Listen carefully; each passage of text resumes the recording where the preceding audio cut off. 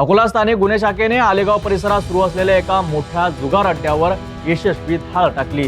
या कारवाईत पोलिसांनी 6 जुगार खेळणाऱ्यांना अटक केली असून त्यांच्याकडून तब्बल 2 लाखांचा मुद्देमाल जप्त करण्यात आला आहे। अधिक माहिती देत आहेत आमचे प्रतिनिधी मुकेश ढोके।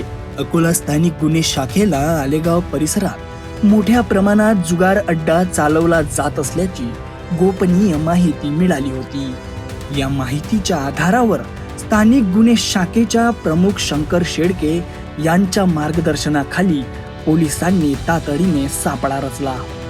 अचानक केलेल्या या कारवाईमुळे जुगार खेळणाऱ्यांना पडून जाण्याची संधी मिळाली नाही आणि 6 जण पोलिसांच्या हाती लागले।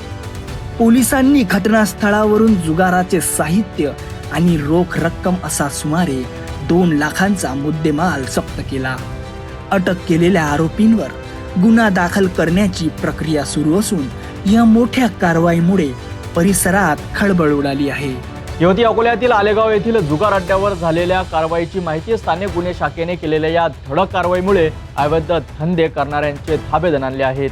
शंकर शेळके यांच्या नेतृत्वाखाली पोलिसांनी केलेली ही कारवाई निश्चितच कौतुकास्पद आहे। ताज्या घडामोडींसाठी पाहत रहा सिटी न्यूज।